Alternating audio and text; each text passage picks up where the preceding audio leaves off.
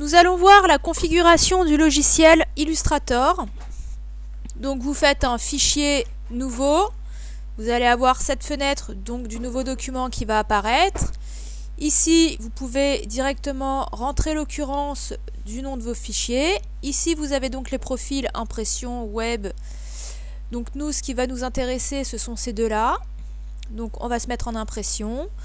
Le nombre de plans de travail, ce sera donc le nombre de pages que vous voudrez dans votre document.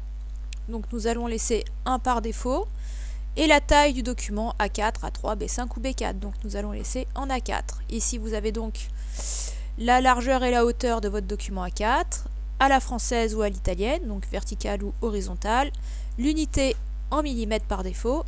Et ici donc nous avons les fonds perdus, c'est-à-dire que quand on fait une maquette, nous allons laisser par défaut 5 mm de fonds perdus autour de notre document. Bon, nous verrons ça plus tard lorsque nous ferons de la mise en page.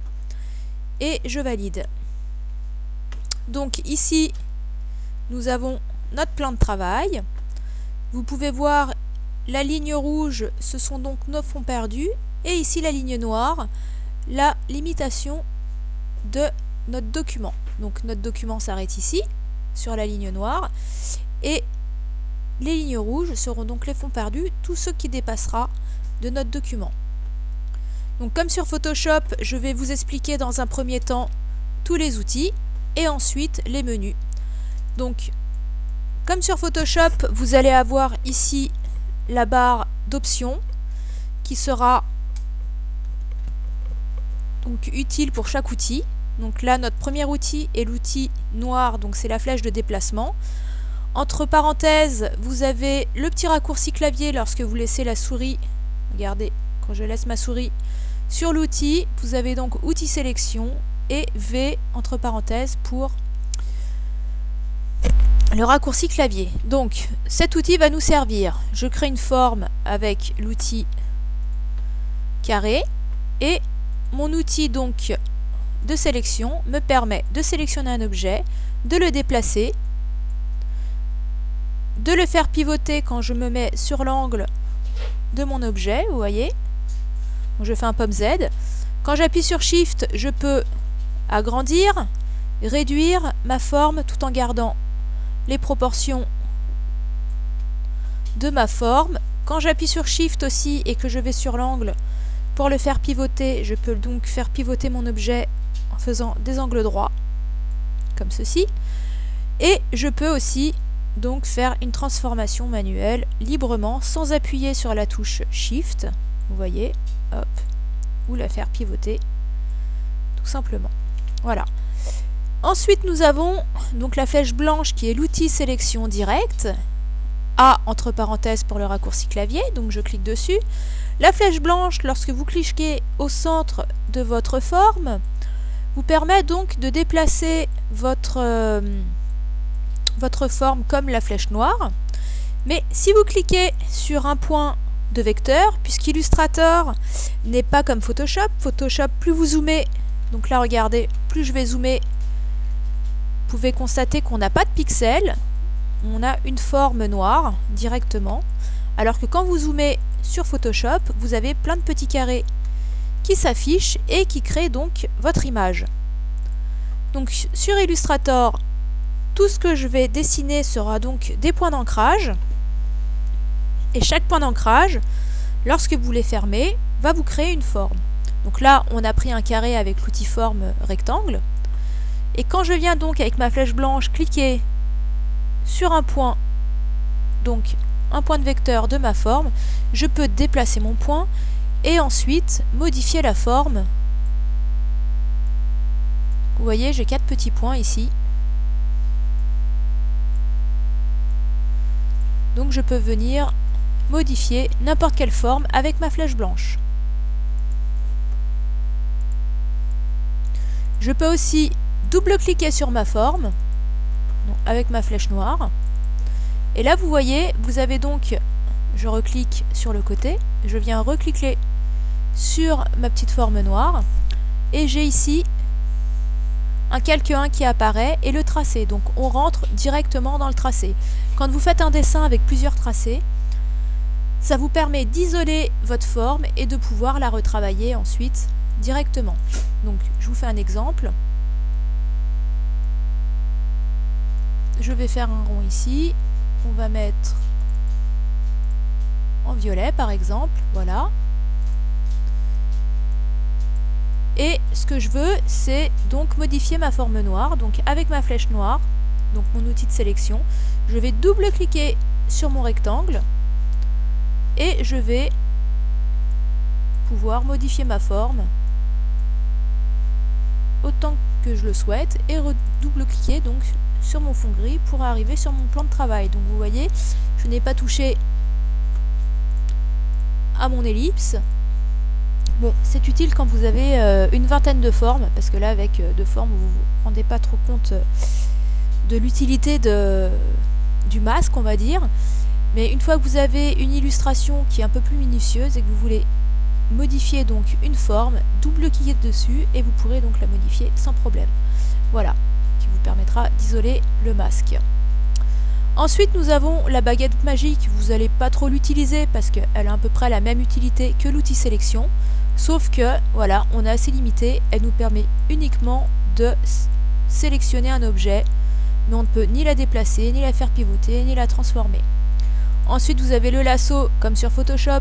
Pareil, je vais pouvoir sélectionner une partie de mon ellipse, de ma forme par exemple, et après je peux venir avec ma flèche blanche, donc vous voyez, hop, je vais venir prendre cette partie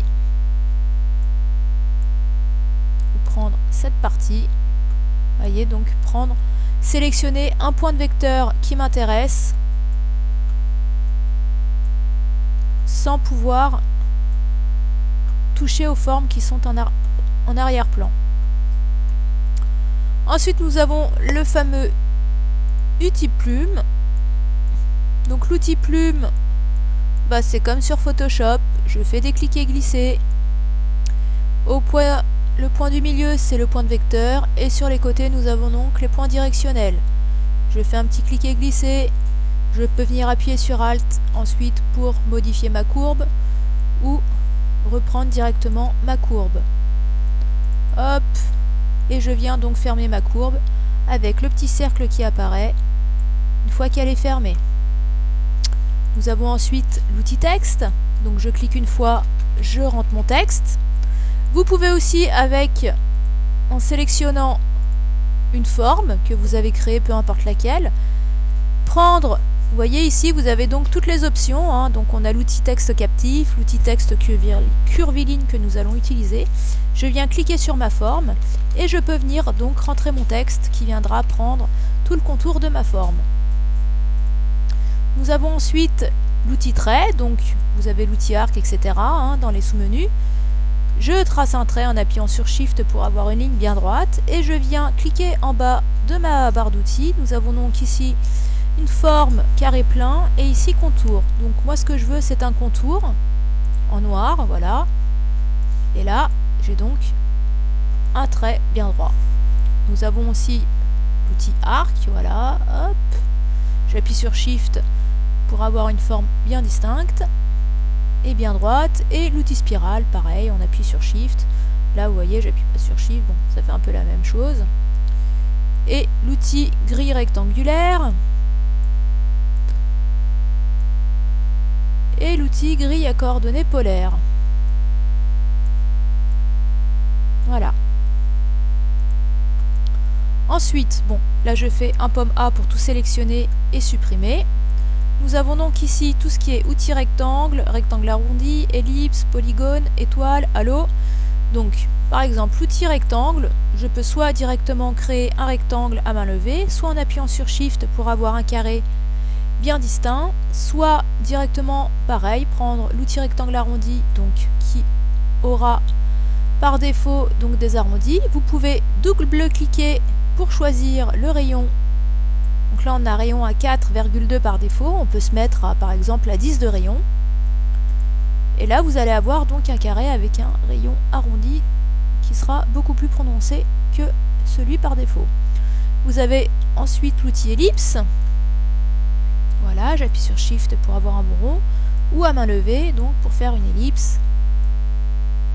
Et idem pour les autres, je vous invite donc à tous les tester.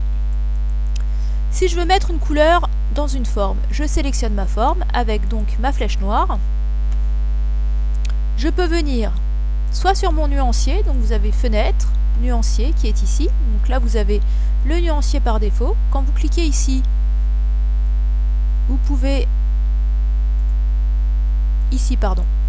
donc vous avez accès à toutes les nuances du catalogue. Donc vous verrez, il y a des pantones, il y a un petit peu tout ce qu'il faut. Donc je sélectionne ma forme.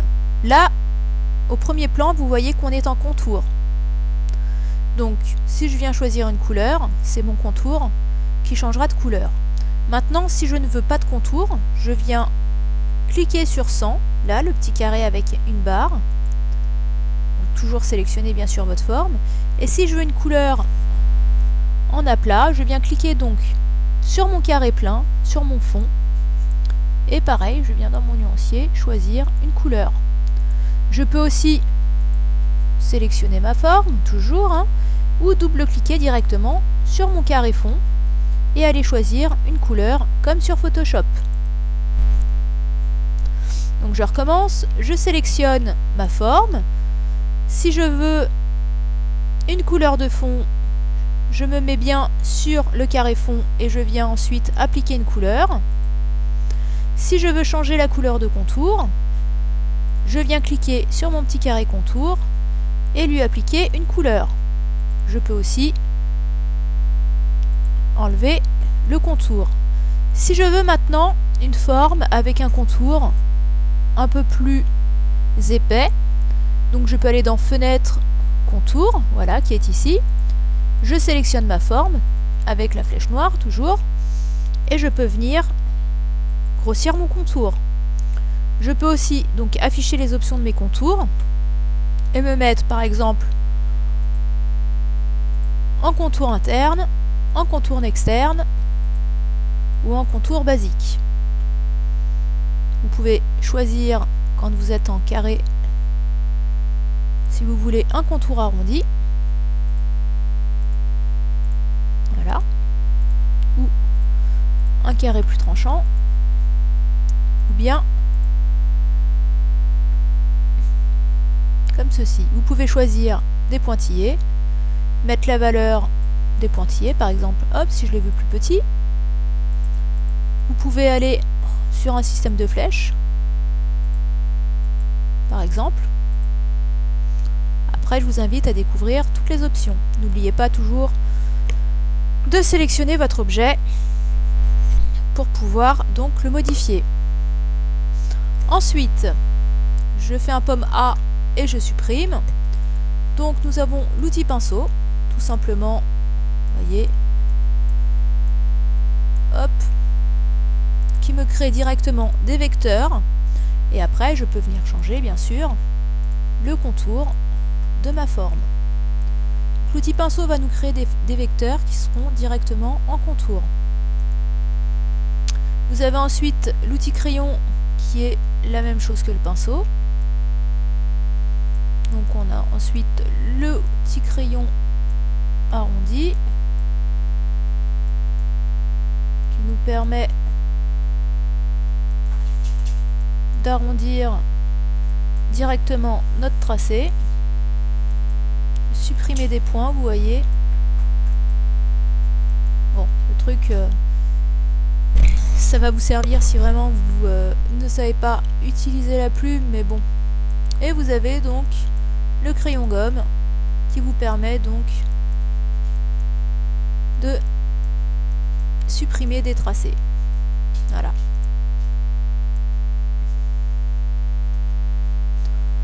Ensuite, l'outil forme de tâches va nous permettre voilà, de créer des tâches. C'est un peu comme le pinceau. Donc, ici, n'oubliez pas, vous avez toutes vos options. Donc, je peux choisir ma couleur ici directement, mon contour, choisir ici l'épaisseur du contour, la forme,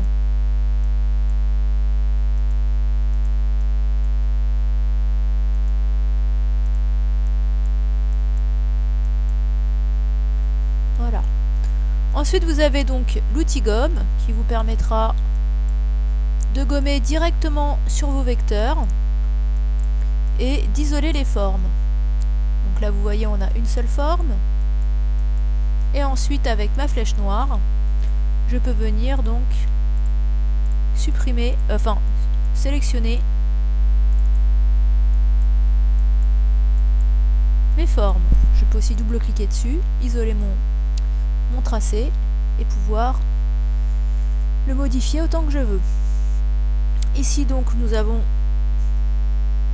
l'outil ciseau qui est à peu près comme la gomme, sauf que quand vous le sélectionnez, vous devrez donc couper sur votre tracé les éléments que vous voulez supprimer. Donc là voilà, j'ai coupé mon tracé, je supprime ce que je veux supprimer. Et là ensuite, soit avec ma plume, je reviens refermer mon tracé, soit je fais un pomme J en sélectionnant mes 2 points d'ancrage avec la flèche blanche et je fais un pomme J pour fermer et joindre mon tracé. Ensuite, l'outil de rotation vous permet donc de faire pivoter vos éléments. Voilà. L'outil, ce que nous avons directement avec l'outil de sélection directe, l'outil de sélection pardon, avec la flèche noire. Ici nous avons donc l'outil mise à l'échelle qui nous permet d'agrandir, réduire notre forme, ce que nous pouvons faire aussi directement avec la flèche noire. Ensuite, l'outil largeur,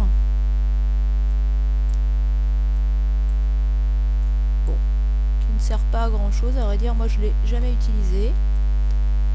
L'outil déformation qui va nous permettre de déformer nos formes directement, un peu comme sur Photoshop. L'outil tourbillon qui va nous créer hop, un petit tourbillon, voilà. L'outil contraction qui va contracter notre forme. L'outil dilatation qui lui va dilater nos formes. Voilà. L'outil feston qui va nous créer des formes. Voilà, comme ceci. Outil cristallisation. Et l'outil fronce.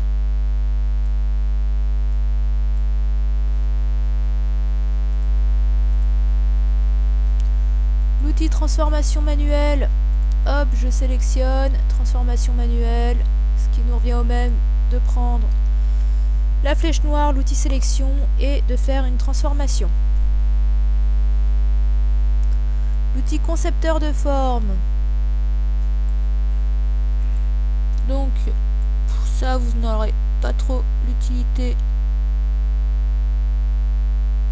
de cette option.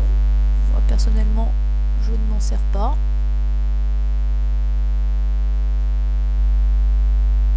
Voilà.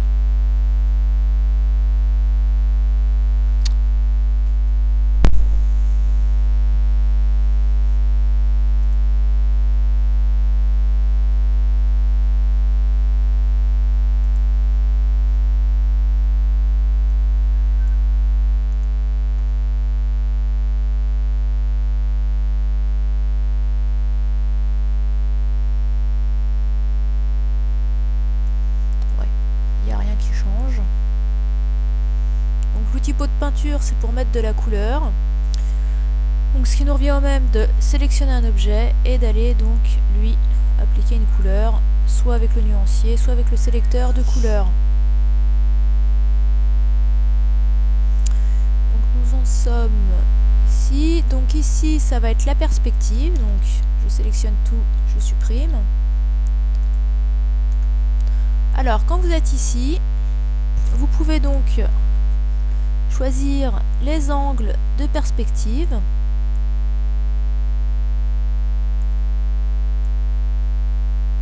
Et ensuite prendre une forme. Donc je vais prendre un rectangle et caler mon rectangle.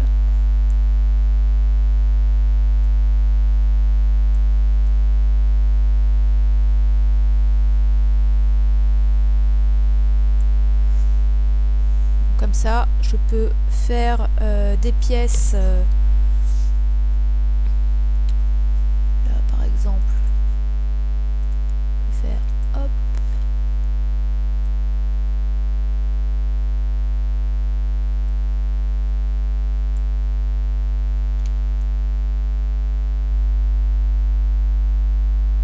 Après, tout dépend si vous avez des plans à faire, ce genre de choses, c'est assez utile. Je peux revenir ici et cette fois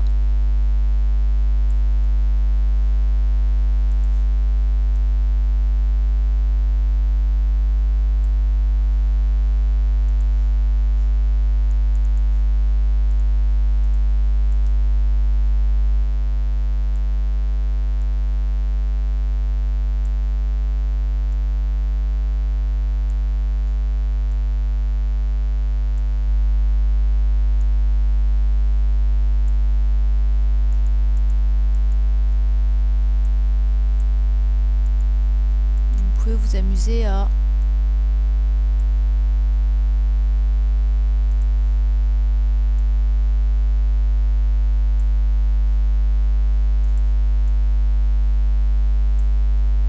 vous voyez, plus je transforme ma perce, plus mes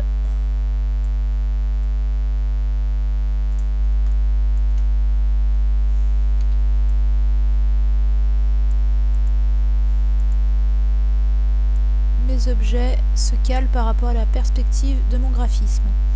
Bon, pour faire disparaître donc cette grille, vous cliquez sur l'outil perspective et vous voyez il y a un petit doigt qui apparaît sur la petite croix, vous cliquez et vous n'aurez plus donc votre grille de perspective. Donc je sélectionne tout, je supprime. L'outil dégradé, donc je crée une forme. Je viens cliquer, déjà aller dans l'outil dégradé qui se trouve dans fenêtre dégradé de couleur. Je viens lui mettre le dégradé par défaut. Donc je peux ici double-cliquer sur mes petites icônes de couleurs, aller choisir dans le sélecteur n'importe quelle couleur, en rajouter. Vous voyez, j'ai un petit plus qui apparaît. Là. Je peux aussi les retirer en cliquant vers le bas. Et ensuite je viens donc dans mon outil dégradé et je viens donc donner la sélection, enfin la direction pardon, de mon dégradé. Je peux choisir dans mes options soit en radial, soit en linéaire, à vous de voir.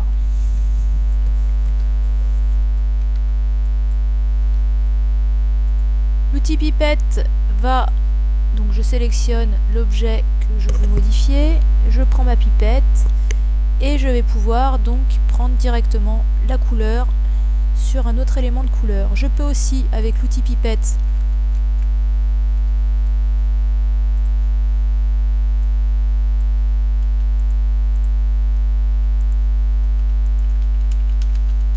voilà, je tape du texte, je sélectionne mon texte à modifier et je peux directement faire un coup de pipette sur un texte où je veux être à l'identique ou faire un coup de pipette sur mon bloc de couleurs.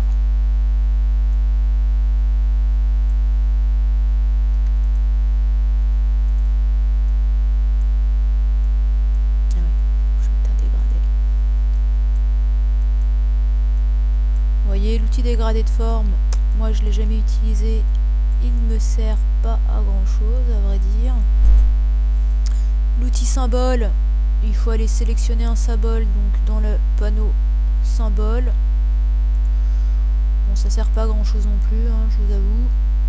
Sélectionnez un symbole et après vous pouvez pulvériser les symboles. Vous pouvez aussi, avec la flèche noire, prendre vos symboles et les faire glisser directement sur votre document. Ça va nous servir l'outil graphe à donc je crée un tracé où j'aurai donc mon graphe. Donc ça c'est bien quand vous faites des bilans ou des rapports annuels. Donc je vais mettre des valeurs 15, 2, 8 et 12. je valide, enregistrer, voilà, et là vous avez donc un graphique qui apparaît par rapport à vos valeurs. Vous en avez plusieurs, hein. Voilà, on va prendre le camembert par exemple, 15, 3, 8, 6, 7, hop, on valide, et là vous avez votre petit camembert. Vous pouvez aussi ensuite, avec l'outil sélection directe, donc la flèche blanche, sélectionner une partie de votre camembert et aller donc lui changer sa couleur.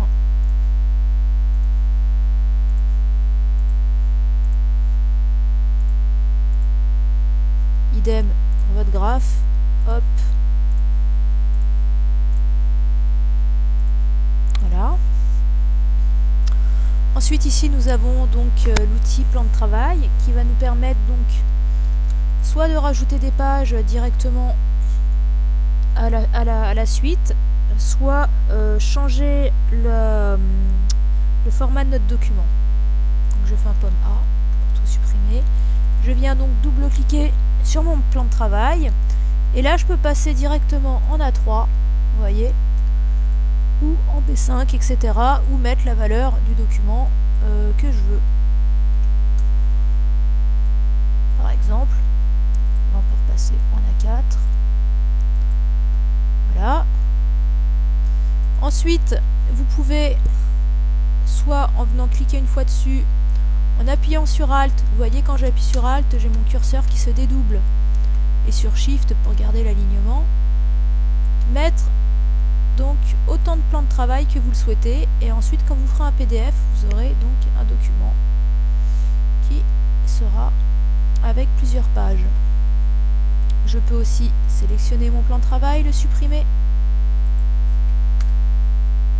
Voilà, ou je peux changer de format manuellement. Donc les tranches, on ne les utilisera pas, c'est comme sur Photoshop quand vous faites une pré-maquette pour le web. Vous allez donc prédécouper votre maquette et quand vous ferez un enregistré sous JPEG, il vous découpera directement vos éléments que vous mettrez donc sur Dreamweaver. Voilà. Tout ça c'est pour le web. L'outil main, donc vous appuyez sur espace aussi, c'est la même chose.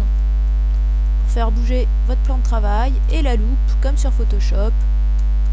Voilà, vous zoomez, vous dézoomez, c'est les mêmes raccourcis clavier. Ensuite pour les menus. Donc dans Fichier, vous allez avoir tout ce qui est nouveau.